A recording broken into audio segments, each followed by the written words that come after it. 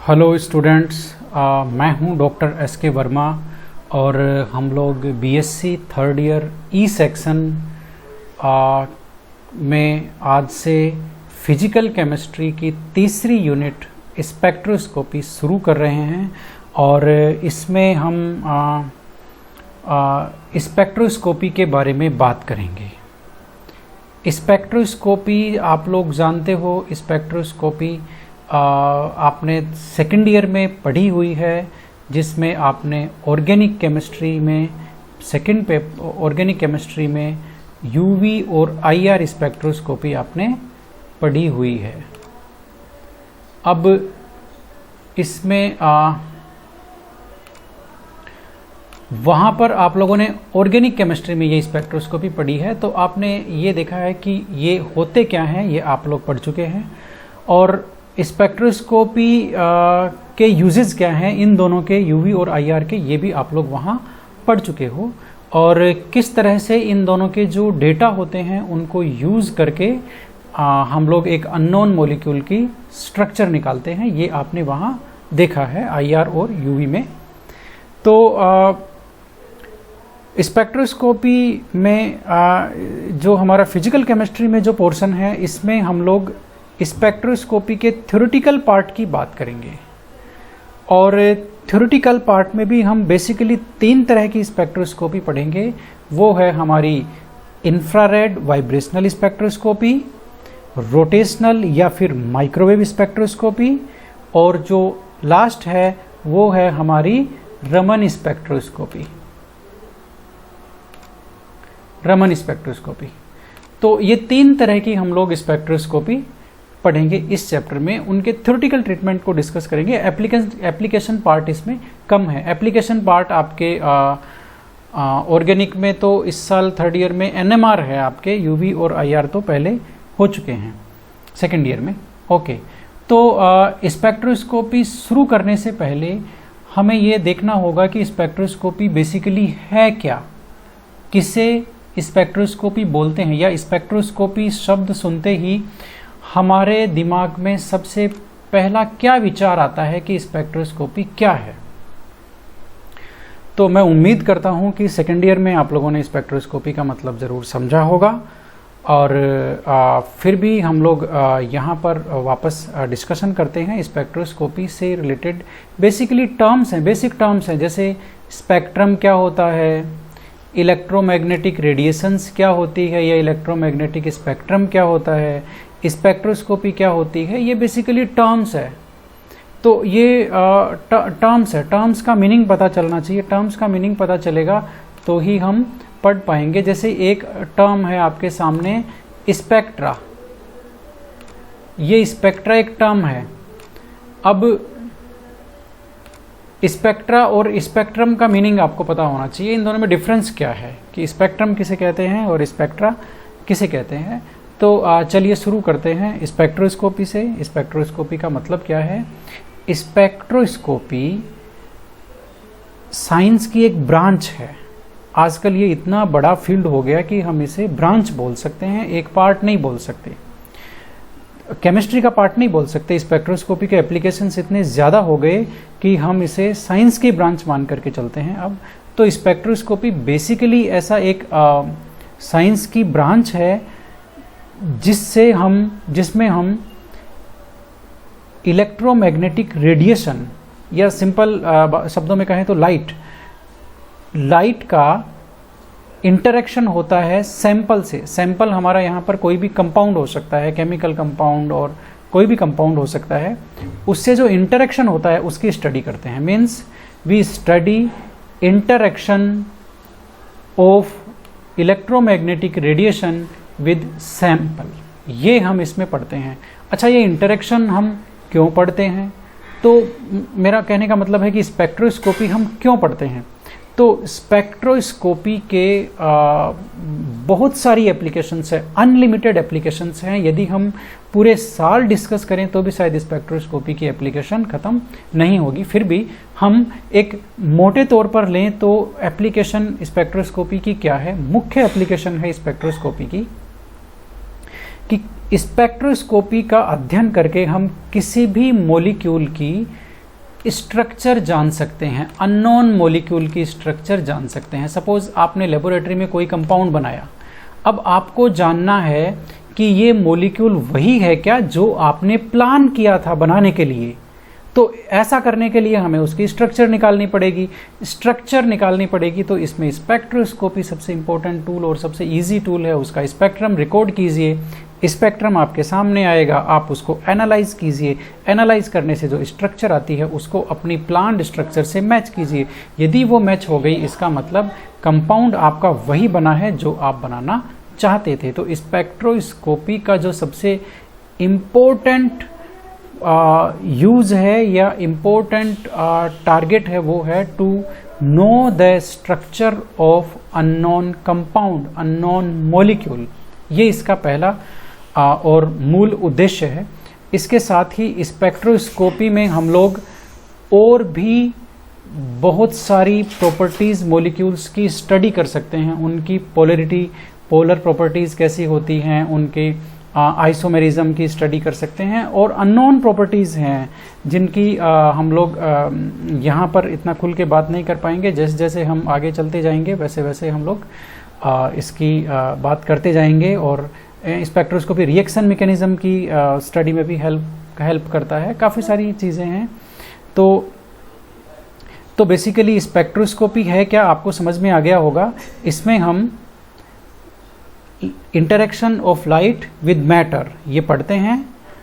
और दूसरा, स्पेक्ट्रोस्कोपी के टारगेट्स क्या हैं, स्पेक्ट्रोस्कोपी क्यों पढ़ते हैं। स्पेक्ट्रोस्कोपी पढ़ते हैं to know the structure of unknown molecule, unknown molecule की स्ट्रक्चर जानने के लिए और उनकी प्रॉपर्टीज़ की स्टडी करने के लिए।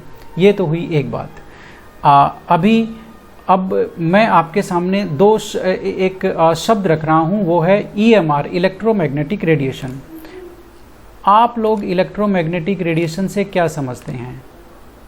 इलेक्ट्रोमैग्नेटिक रेडिएशन, इलेक्ट्रोमैग्नेटिक रेडिएशन क्या होती है? इलेक्ट्रोमैग्नेटिक रेडिएशन जितनी भी तरह की हमारी लाइट रेडिएशंस हैं, जितनी भी तरह की, वो सारी की सारी इलेक्ट्रोमैग्नेटिक रेडिएशन है। चाहे आपकी एक्सरेज हो, चाहे आपकी कॉस्मिक रेज हो, चाहे आपकी ये इंफ्रारेड हो, चाहे आपकी माइक्रोवेव हो, माइक्रोवेव्स, कोई भी तरह की, चाहे आपकी यूवी रेडिएशंस हो, चाहे आपकी विजिबल रेडिएशंस हो जो हमें देखने में हेल्प करती है। तो ये सारी की सारी कौन सी रेडिएशंस होती हैं? Electromagnetic radiation. क्यों ऐसा? इसलिए क्योंकि इन सभी रेडिएशंस में दो कंपोनेंट होते हैं, एक इलेक्ट्रिक कंपोनेंट और एक मैग्नेटिक कंपोनेंट। ये इलेक्ट्रिक कंपोनेंट और मैग्नेटिक कंपोनेंट ये दोनों अपने एक दूसरे के परपेंडिकुलर मूव करते हैं, परपेंडिकुलर प्लेन्स में ओसिलेट करते हुए मूव करते जाते हैं। तो आप इलेक्ट्रो जो इसका डायग्राम है वो हम लोग अगले उसमें देखेंगे किस तरह का डायग्राम होता है। तो ये हुई आपकी इलेक्ट्रोमैग्नेटिक रेडिएशन। अब इलेक्ट्रोमैग्नेटिक स्पेक्ट्रम क्या होता है? इलेक्ट्रोमैग्नेटिक स्पेक्ट्रम होता है ये जो IR, आपकी IR है, इंफ्रारेड रेडिएशंस, और आपकी UV रेडिएशंस हैं, इन सभी को, माइक्रोवेव है, इन सभी रेडिएशंस को हम लोग वेवलेंथ लैम्डा या फिर फ्रीक्वेंसी न्यू के ऑर्डर में अरेंज करते हैं, इंक्रीजिंग या डिक्रीजिंग ऑर्डर में। तो वो जो ऑर्डर आपके सामने आता है वो ऑर्डर ही क्या होता है? Electromagnetic spectrum.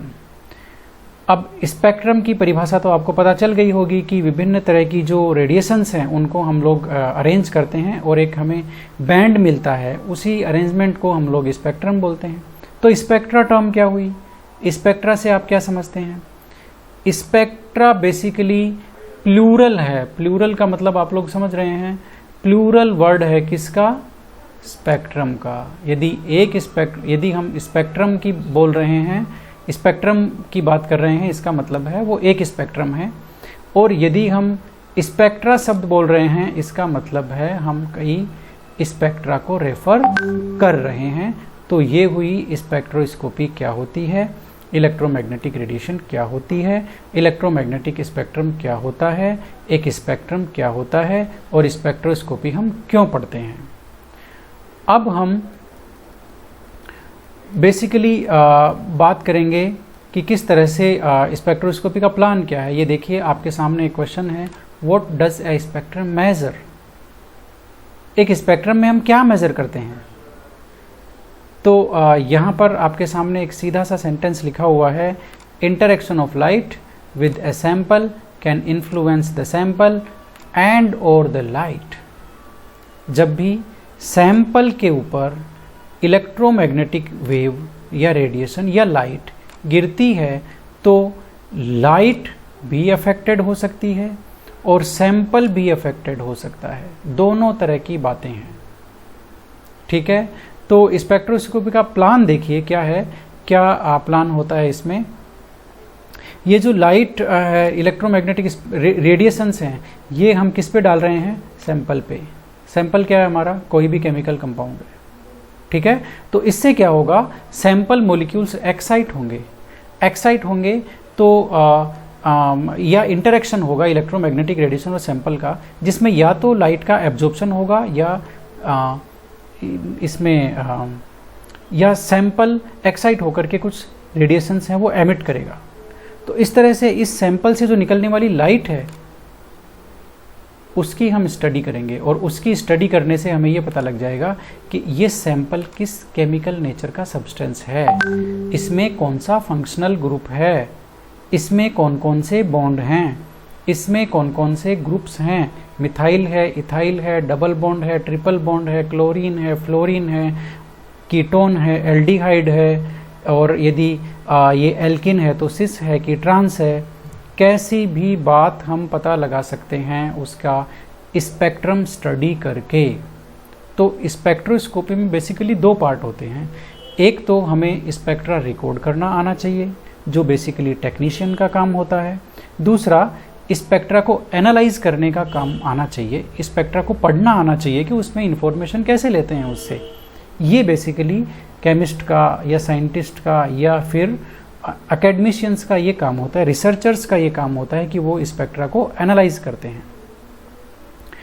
अब एक एब्जॉर्प्शन स्पेक्ट्रा देखिए, एब्जॉर्प्शन स्पेक्ट्रा किस तरह से होता है।